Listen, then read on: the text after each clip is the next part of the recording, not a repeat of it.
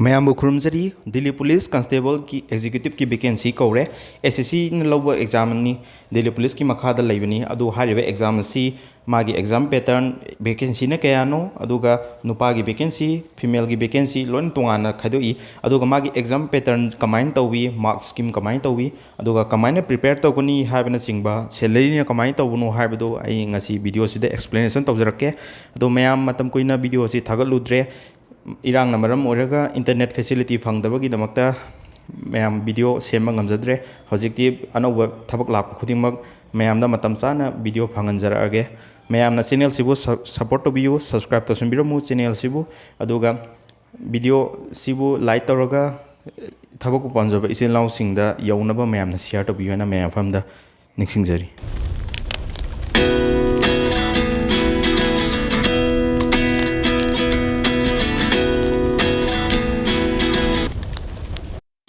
Delhi Police Constable Executive Vacancy 2023 की matang da mayam da video explanation to bahawjara ke vacancy asi all India ko na vacancy 7047 vacancy oigani sida male gi vacancy tongana lei female gi tongana leigani category wise ki loina khaidokani magi exam si ki eligibility criteria na chingba mahi gi thak kya nu habna chingba mayam da loina khanganjara ke mayam video si skip to da bi yengbiu sida form thajin bahawagi date asi Hojik September ki date 1 digi hore aduga September 30 the last date oigani aduga magi exam date haba tare exam si December November December da exam si tawgani aduga koina form thajin matam da soigiba yauragadi magi correction window haina thami date 3 October dena date 4 October 1 day gi matam khatani sida koina correction tawbui matam si aduga magi vacancy asi male gi oina 5056 vacancy oi female gi oina 2491 vacancy ni grand total da all India ko na vacancy 7547 vacancy ni asida magi exam gi pattern na chingba magi selection process sing mayam da khangan jarake magi pay level si pay level 3 ni basic da 21700 tegi horoga 69100 po oi magi pay level si aduna koina thabak che join tawro matung da magi allowance sing pasilaga di thama da magi income si 28-29,000 di num yorani 30,000 me adum phangani sigi thabaga si do magi selection process si ahan bada computer based test togani online da multiple choice type question da exam thagani exam je khallaba candidate singi oina physical togani lamje na singba togani si lora matung da physical measurement test height cs measurement na singba togani sid ahan bagi exam si 100 marks ni aduga mathanga togudriba physical endurance ha betare lamjen je asidi mark ambo leite yam nganna ngamba kangu aduga minute chapchana ngamba kangu loina mark chapmanani sida extra leite qualifying tang tawrdi yare adu mangonda hena qualify NCC certificate paiba candidate singidi kana bakhradi pirakani mag age limit asi 18 years tena 25 years poni adu age relaxation legani AC amadi ST gi oina 5 years relaxation legani OBC gi oina sahi ahum relaxation pigani aduga magi educational qualification si 12 pass tang orgi yare akoina arts pu oiro science loroga ju adugi karimta effect leite 12 pass pu oradi exam si loina thabi yagani aduga male candidate singi oina driving license card leitabe yade asida legadaba driving license card ti LMB motorcycle or car gi driving license ogadabani driving license leitragadi exam si khallaba matungda physical natraga medical gi satma matamda reject torokui chance lei aduna driving hanadagi hona driving license card leiba candidate ogadabni aduga NCC gi certificate paiba singi oina NCC gi certificate C paiba kangu gi oina 50 magi overall marks ida 5% bonus pirakani aduga B certificate paibana 3% mark pirakani A certificate paibana 2% mark pirakani extra oina pirakani aduga magi selection process ai hajagre mathakta ahambada exam tawrni mathang lamjen tawrni lamjen haijamna chingba ma longjamna chingba numa tawraga aduga physical measurement tawlor matungda medical tawrani aduga last ta final merit list thorokadabni magi exam si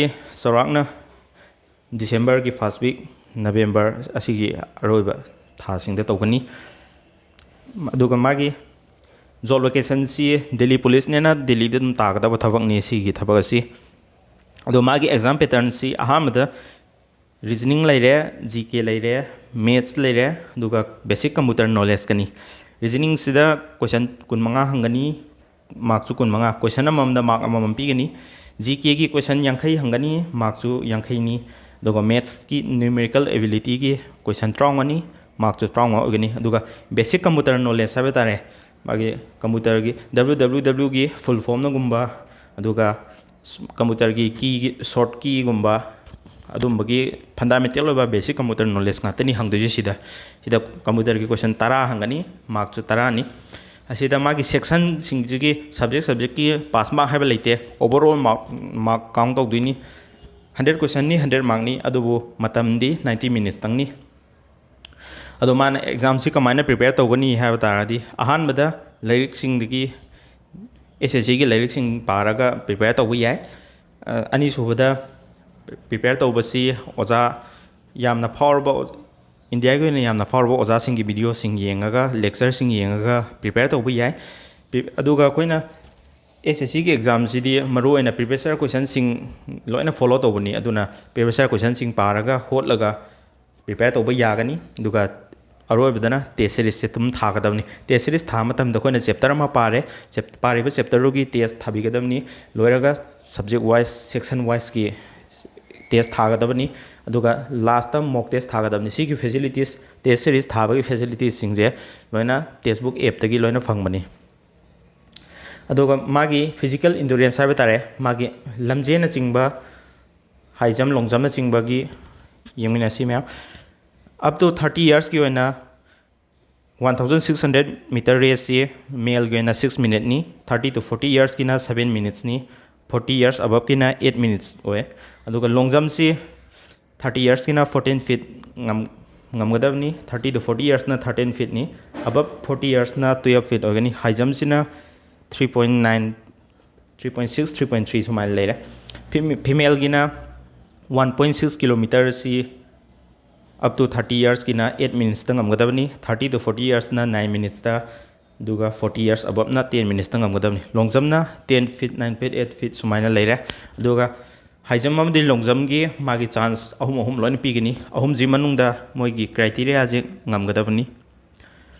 ꯑꯗꯨꯒ ꯍꯥꯏꯠꯀꯤ ꯃꯦꯖꯔꯃꯦꯟꯁꯤꯃꯨꯛ all ꯏꯟꯗꯤꯌꯥꯒꯤ ꯑꯣꯏꯅ ꯃꯦꯜꯒꯤ ꯑꯣꯏꯅ ꯍꯥꯏꯠꯁꯤ 170 ꯁꯦꯟꯇꯤꯃꯤꯇꯔꯅꯤ, ꯑꯗꯨꯕꯨ ꯃꯅꯤꯄꯨꯔ ꯀꯦꯟꯗꯤꯗꯦꯠꯀꯤ ꯑꯣꯏꯅꯗꯤ 165 ꯁꯦꯟꯇꯤꯃꯤꯇꯔꯗ ꯌꯥꯒꯅꯤ.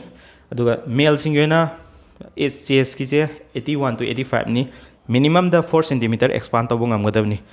ꯑꯗꯨꯕꯨ ST ꯑꯃꯗꯤ ꯍꯤꯂꯤ state, schedule ꯇ꯭ꯔꯥꯏꯕꯅꯆꯤꯡꯕ hill ꯑꯦꯔꯤꯌꯥꯁꯇ ꯕꯤꯂꯣꯡ ꯇꯧꯕ ꯍꯥꯏꯕ ꯇꯥꯔꯦ. ꯃꯅꯤꯄꯨꯔꯁꯨ ꯌꯥꯎꯔꯦ. ꯁꯤꯗ ꯔꯤꯂꯦꯛꯁꯦꯁꯟ 5 ꯁꯦꯟꯇꯤꯃꯤꯇꯔ ꯂꯩꯒꯅꯤ. ꯐꯤꯃꯦꯜꯒꯤ ꯑꯣꯏꯅ ꯍꯥꯏꯠꯁꯤ 157 ꯁꯦꯟꯇꯤꯃꯤꯇꯔꯅꯤ, ꯑꯗꯨꯕꯨ ꯃꯅꯤꯄꯨꯔꯒꯤ ꯑꯣꯏꯅ ꯃꯤꯅꯤꯃꯝꯗ 155 ꯁꯦꯟꯇꯤꯃꯤꯇꯔ ꯐꯥꯎ ꯔꯤꯂꯦꯛꯁ ꯑꯣꯏ. ꯑꯗꯨꯒ ꯐꯣꯔꯝ ꯐꯤꯜꯑꯞꯁꯤ ꯀꯩꯅꯣꯒꯤ ꯑꯗꯔ ꯀꯦꯇꯦꯒꯣꯔꯤꯁ, OBC ꯖꯦꯅꯔꯦꯜꯒꯤꯗꯤ 100 ꯔꯨꯄꯤꯁ ꯑꯣꯏꯒꯅꯤ. ꯅꯨꯄꯤꯁꯤꯡ ꯑꯃꯗꯤ ꯁꯦꯗꯨꯜ ꯀꯥꯁ, ꯁꯦꯗꯨꯜ ꯇ꯭ꯔꯥꯏꯕ ꯑꯃꯗꯤ PWD ꯀꯦꯟꯗꯤꯗꯦꯠꯁꯤꯡꯒꯤꯗꯤ ꯐꯣꯔꯝ ꯐꯤ ꯑꯃꯐꯥꯎ ꯇꯤꯡꯉꯣꯏ. ꯑꯗꯨꯒ ꯑꯦꯛꯖꯥꯝꯁꯤꯡ ꯑꯁꯤ ꯊꯥꯒꯦ ꯍꯥꯏꯕ ꯇꯥꯔꯒꯗꯤ ꯄ꯭ꯔꯤꯃꯤꯌꯝ ꯀ꯭ꯂꯥꯁꯁꯤꯡ ꯃꯌꯥꯝꯅ ꯄꯥꯝꯕꯤꯕ ꯇꯥꯔꯒꯗꯤ ꯃꯦꯠꯁꯀꯤ ꯑꯣꯏꯅ ꯔꯥꯀꯦꯁ ꯌꯥꯗꯕ, ꯒꯒꯟ ꯄ꯭ꯔꯇꯥꯞ, ꯑꯕꯤꯅꯦ ꯁꯥꯔ, ꯑꯗꯤꯇ꯭ꯌ ꯔꯟꯖꯟ, ꯑꯁꯨꯃꯥꯏꯅ ꯑꯐꯥꯎꯕ ꯏꯟꯗꯤꯌꯥꯒꯤ ꯑꯣꯏꯅ ꯈ꯭ꯋꯥꯏꯗꯒꯤ ꯐꯥꯎꯔꯕ ꯑꯣꯖꯥꯁꯤꯡꯒꯤ ꯂꯣꯏꯅ ꯄ꯭ꯔꯤꯃꯤꯌꯝ ꯀ꯭ꯂꯥꯁ ꯂꯣꯏꯅ ꯂꯩꯔꯦ. ꯏꯪꯂꯤꯁꯀꯤꯁꯨ ꯅꯤꯇꯨ ꯃꯦꯝ, ꯖꯦꯗꯤꯞ ꯁꯤꯡ, ꯄ꯭ꯔꯁꯥꯟ ꯁꯥꯔ, ꯑꯃꯟ ꯕꯁꯤꯁ, ꯑꯐꯥꯎꯕ ꯑꯣꯖꯥꯁꯤꯡꯒꯤ ꯂꯣꯏꯅ ꯚꯤꯗꯤꯑꯣ ꯂꯦꯛꯆꯔ ꯂꯣꯏꯅ ꯂꯩꯔꯦ. ꯃꯌꯥꯝ ꯄ꯭ꯔꯤꯄꯦꯔꯦꯁꯟ ꯇꯧꯕꯁꯤ ꯂꯝꯖꯦꯟꯒꯤ ꯃꯥꯔꯛ ꯂꯩꯇꯦ ꯁꯤꯗ, ꯑꯗꯨꯒ ꯍꯥꯏꯖꯝꯒꯤ ꯃꯥꯔꯛ ꯍꯥꯏꯕ ꯇꯣꯉꯥꯟꯅ ꯑꯃꯐꯥꯎ ꯂꯩꯇꯦ. ꯐꯥꯏꯅꯦꯜ ꯃꯦꯔꯤꯠ ꯂꯤꯁꯁꯦ ꯃꯥꯒꯤ ꯑꯦꯛꯖꯥꯝ ꯀꯝꯄ꯭ꯌꯨꯇꯔ ꯕꯦꯁ ꯇꯦꯁꯇꯨꯗꯒꯤ ꯂꯣꯏꯅ ꯈꯟꯒꯗꯕꯅꯤ. ꯑꯗꯨꯅ ꯈ꯭ꯋꯥꯏꯗꯒꯤ ꯃꯔꯨ ꯑꯣꯏꯔꯤꯁꯦ ꯔꯤꯇꯟꯁꯤꯅꯤ. ꯔꯤꯇꯟꯁꯤꯗ ꯃꯥꯔꯛ ꯋꯥꯡꯅꯕꯒꯤꯗꯃꯛꯇ ꯃꯦꯇꯤꯔꯤꯌꯦꯜꯁꯤꯡ ꯃꯌꯥꯝꯅ ꯄꯥꯝꯕꯤꯔꯒꯁꯨ ꯑꯩꯒꯤ ꯋꯥꯆꯦꯞ ꯅꯝꯕꯔꯒꯤ ꯂꯤꯡ ꯃꯈꯥꯗ ꯄꯤꯖꯔꯝꯒꯦ, ꯑꯗꯨꯗꯒꯤ ꯆꯪꯉꯒ ꯃꯌꯥꯝꯅ ꯈꯪꯕꯤꯕ ꯌꯥꯒꯅꯤ ꯑꯦꯛꯖꯥꯝ ꯊꯥꯕꯒꯤ ꯄ꯭ꯔꯤꯃꯤꯌꯝ ꯀ꯭ꯂꯥꯁꯀꯤ ꯃꯇꯥꯡꯗ. ꯑꯗꯨꯒ SSC ꯑꯦꯛꯖꯥꯝꯁꯤꯒꯤ ꯑꯦꯄ꯭ꯂꯥꯏ ꯇꯧꯕꯒꯤ ꯂꯤꯡꯛꯁꯨ ꯑꯩ ꯗꯤꯁꯀ꯭ꯔꯤꯞꯁꯟꯗ ꯍꯥꯞꯆꯔꯝꯒꯦ. ꯃꯌꯥꯝꯅ ꯒꯣꯔꯃꯦꯟ ꯖꯣꯕꯀꯤ ꯑꯦꯛꯁꯄ꯭ꯂꯦꯅꯦꯁꯟꯒꯤ ꯆꯦꯅꯦꯜ ꯑꯁꯤꯕꯨ ꯁꯕꯁꯀ꯭ꯔꯥꯏꯕ ꯇꯧꯁꯤꯟꯕꯤꯔꯝꯃꯨ, ꯁꯞꯄꯣꯔꯠ ꯇꯧꯁꯤꯟꯕꯤꯔꯝꯃꯨ. ꯑꯗꯨꯒ ꯃꯌꯥꯝꯅ ꯑꯦꯛꯖꯥꯝꯒꯤ ꯃꯇꯥꯡꯗ ꯄ꯭ꯔꯤꯄꯦꯔꯦꯁꯟ ꯇꯧꯕꯒꯤ ꯏꯁꯇ꯭ꯔꯦꯇꯦꯖꯤꯅꯆꯤꯡꯕ ꯃꯌꯥꯝꯗ ꯂꯣꯏꯅ ꯇꯥꯛꯆꯔꯛꯀꯦ. ꯑꯗꯣ ꯑꯩꯅ ꯈꯪꯖꯕꯁꯤꯡ ꯍꯥꯏꯕꯁꯤꯗ ꯑꯁꯣꯏꯕ ꯑꯔꯥꯟꯕ ꯌꯥꯎꯔꯒꯁꯨ ꯃꯌꯥꯝꯅ ꯉꯥꯛꯄꯤꯌꯨ. ꯑꯗꯨꯕꯨ ꯆꯦꯅꯦꯜꯁꯤ ꯈꯔꯁꯨ ꯃꯆꯥ ꯑꯣꯏꯔꯤ, ꯃꯌꯥꯝꯅ ꯁꯞꯄꯣꯔꯠ ꯈꯔ ꯇꯧꯕꯤꯌꯨ. ꯃꯌꯥꯝꯒꯤꯗꯃꯛꯇ ꯂꯦꯞꯄ ꯂꯩꯇꯅ ꯊꯧꯒꯜ ꯇꯧꯕ ꯉꯝꯕ ꯑꯣꯏꯖꯒꯦ. ꯃꯇꯥꯡꯁꯤꯗ ꯉꯁꯤꯒꯤ ꯑꯣꯏꯅꯗꯤ ꯚꯤꯗꯤꯑꯣ ꯑꯁꯤ ꯇꯦꯟꯁꯤꯟꯖꯒꯦ. Thank you.